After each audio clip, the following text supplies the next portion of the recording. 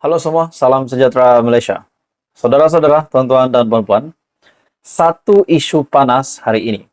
Sebelum ini kita tahu ada isu yang berlaku di antara pengerusi PH Kedah, yaitu Mahfuz Omar, dan juga Menteri Besar Kedah, yaitu Muhammad Sanusi.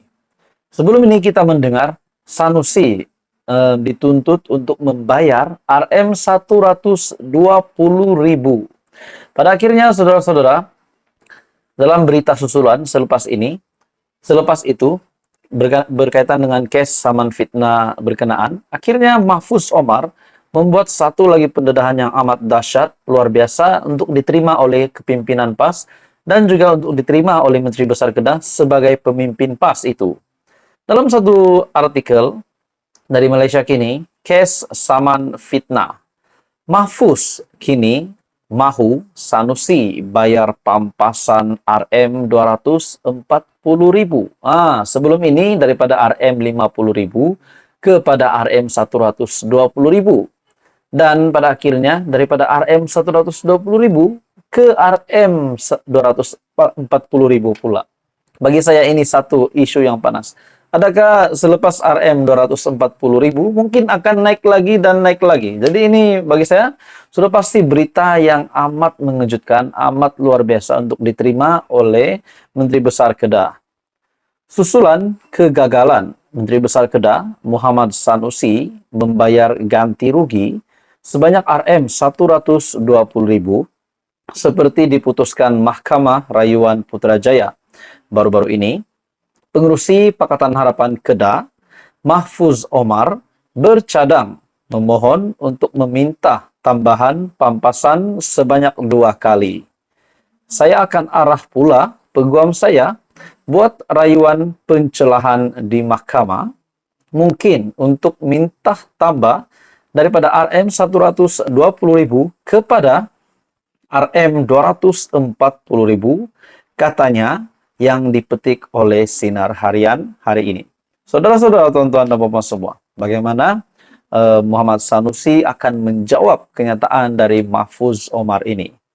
Dalam artikel ini, bekas ahli parlimen pokok Sena itu mendakwa sehingga kini Sanusi belum melunaskan tuntutan tersebut, walaupun tempoh pembayaran adalah dalam 14 hari daripada tarikh penghakiman Mahkamah Rayuan pada 3 April. Katanya, jika pemimpin PAS itu mahu menangguhkan pembayaran tersebut, dia perlu berhubung dengan peguam bagi meneruskan hasrat itu. Sanusi ketika itu telah minta tangguh sebab mahu buat rayuan ke Mahkamah Rayuan.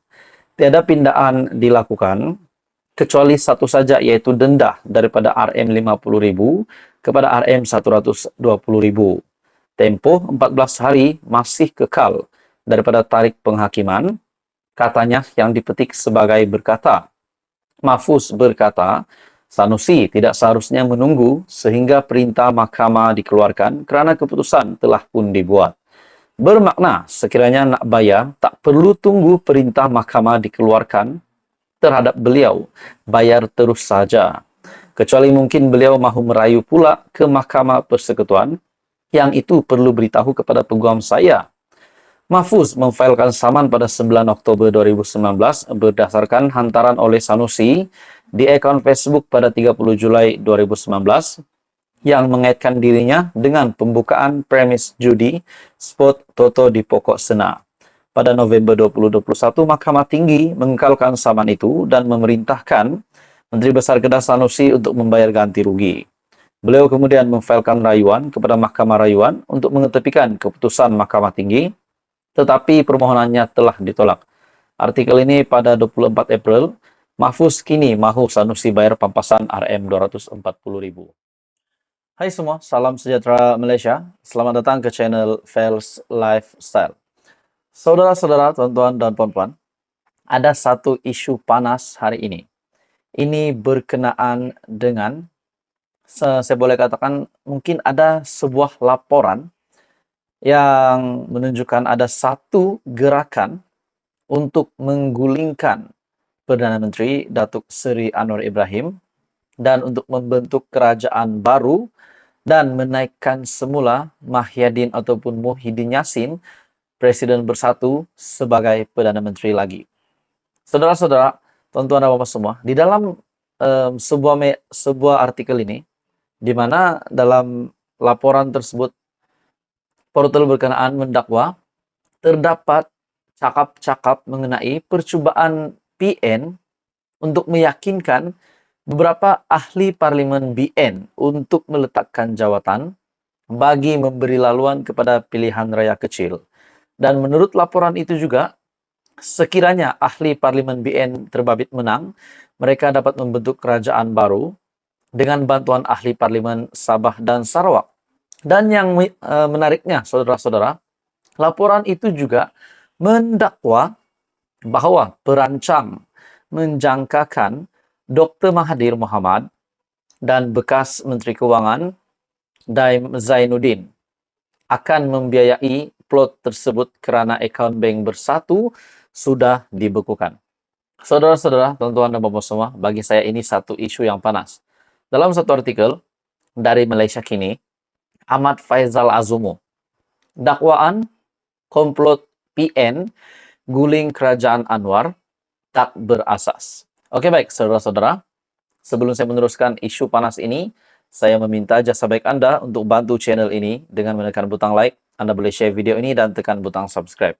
Dalam artikel ini dari Malaysia Kini, dakwaan PN merancang plot baru untuk menggulingkan pentadbiran Anwar Ibrahim adalah tidak berasas menurut timbalan Presiden Bersatu Ahmad Faizal Azumu. Faizal Azumu memberitahu Malaysia Kini bahawa tiada perbincangan dalam Bersatu dan PN untuk menggulingkan Perdana Menteri seperti yang dilaporkan oleh sebuah portal berita. PN katanya memberi tumpuan kepada pilihan raya 6 negeri yang akan datang, khususnya negeri yang ditadbir oleh Pakatan Harapan. Sejujurnya, saya tidak mendengar rancangan sedemikian, menurut Faizal Azumu.